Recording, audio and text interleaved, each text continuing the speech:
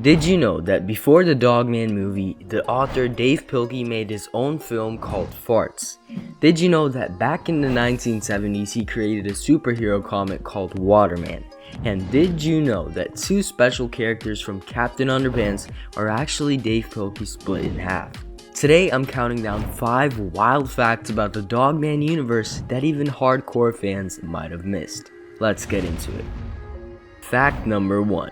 The first Dogman book came out in 2016, but Dave Pilkey, he created Dogman way back around 2nd grade at the same time he came up with Captain Underpants.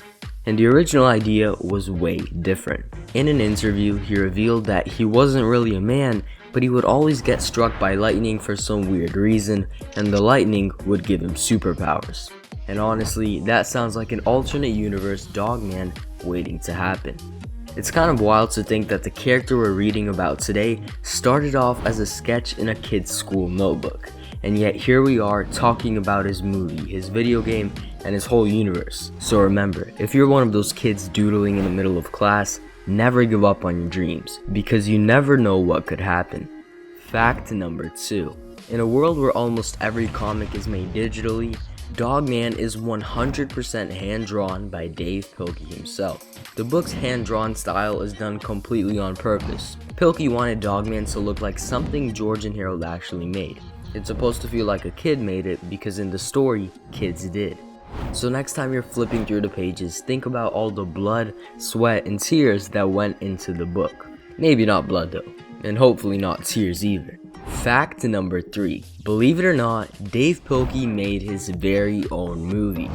Way back when, Dave Pilkey and his sister made a 35-minute homemade movie that somehow manages to include music, monsters, and total chaos, all rolled into one ridiculous film. It sounds fake until you remember that this is the same guy who gave us Captain Underpants, Super Diaper Baby, and Dogman. If anything, a movie called Farts fits right in, and it makes me wonder what else Dave Pilkey created that's lost in time. I would pay some serious money to read a book where it's just a compilation of Mr. Pilkey's unfinished and forgotten works. Fact number 4.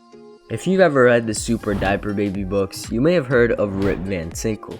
But before he entered his villain arc, Rip Van Tinkle was kind of a good guy. Sort of. When Dave Pilkey was 11, he created a superhero called Waterman, a character made entirely of water with some of the same powers as this guy. Years later, Pilkey took that idea and gave it a less hygienic twist. Dave Pilkey's original Waterman comics from 1977 are apparently still around online, so if you can find it, let me know in the comments below. And once again, it's a cool reminder that sometimes your childhood ideas stick around and end up becoming your next villain. Fact number 5.